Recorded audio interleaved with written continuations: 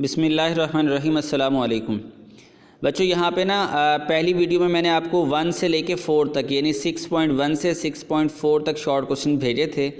अब जो ये वीडियो है इसके अंदर हम पढ़ेंगे शॉर्ट क्वेश्चन नंबर 5 से लेकर शॉर्ट क्वेश्चन नंबर 8 तक, यानी 4 शॉर्ट क्वेश्चन पढ़ेंगे, 5, 6, 7, 8।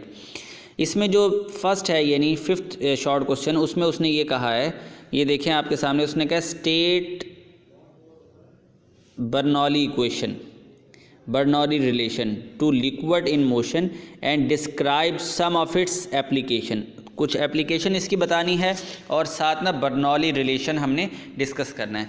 देखो भाई, एक तो सिंपल सी बात है कि मैंने आपको बताया था for an incompressible and non viscous fluid, ऐसा फ्लूइड जो इनकम्प्रेसिबल हो यानी जिसकी डेंसिटी कांस्टेंट हो, इनकम्प्रेसिबल और नॉन विस्कस फ्लूइड जो होता है, हम कहते हैं कि इसके लिए एक बात आगे क्या है, sum of pressure, kinetic energy and potential energy per unit volume is equal to constant. ये बात यानी उसने ये कहा है pressure, kinetic energy and potential energy ये क्या होगी, कांस्टेंट होगी।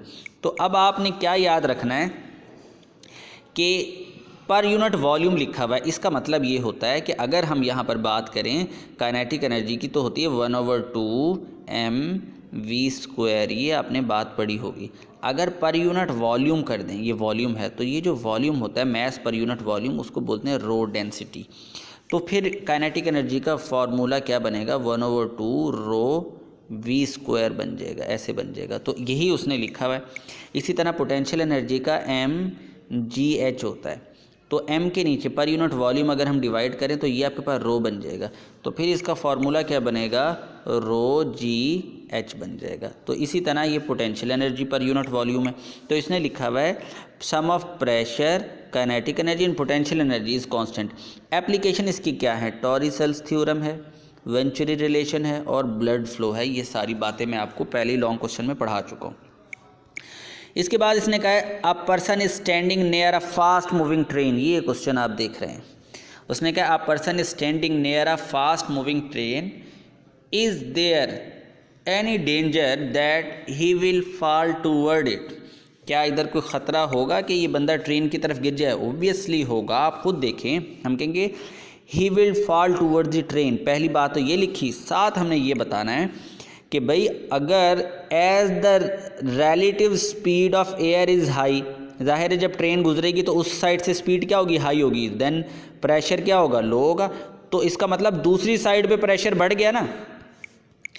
ये देखो relative speed of air is high तो प्रेशर लो होगा, ये फार्मूला हमने पढ़ा है। So greater air pressure behind the person, person के पीछे प्रेशर बिहाइंड क्या हो जाएगा, ज़्यादा हो जाएगा, will push him toward the low pressure. तो इसको लो प्रेशर की तरफ ये क्या करेगा, पुश करेगा, इसलिए इसके लिए ख़तरा होगा कि ट्रेन की तरफ गिर जाए। अच्छा, अब ना एक दिया हुआ identify the correct answer, what do you infer from Bernoulli theorem. देखो इसमें ऑप्शन दी हुई है, लेकिन जो करेक्ट है ना वो सिर्फ यहाँ आप टेक्स्ट बुक पे, बाकी की गलत ऑप्शंस भी देख लेना तो आपको पता चल जाएगा बीच में से ये वाली करेक्ट है। Where the speed of fluid is high pressure will be low. बस ये एक फार्मूला भी है, इसको आपने याद रखना है।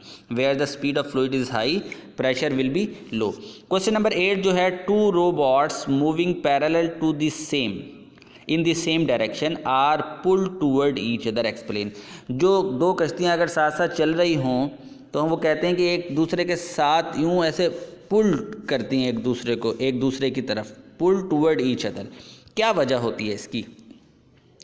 उसने एक बात यहाँ पर बताई, देखें, relative speed of water air and air between the boats is high. जो कश्तियों के दरमियान रिलेटिव स्पीड ऑफ वाटर यानी फ्लूइड की रिलेटिव स्पीड, वो चाहे वाटर की हो या एयर की हो, वो जब यहाँ पर हाई होगी, ज़्यादा होगी, ज़ाहिर है दोनों कश्तियाँ चल रही तो दोनों के दरमियान का पानी की जो स्पीड होगी वो क्या होगी, बेसिकली ज़्यादा होगी।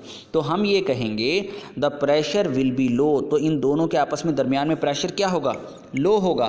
तो इस वजह से बोथ जो बॉट्स हैं यानी वो जो कश्तियाँ हैं, पुल टूवर्ड ईच अदर, एक दूसरे को पुल करेंगी।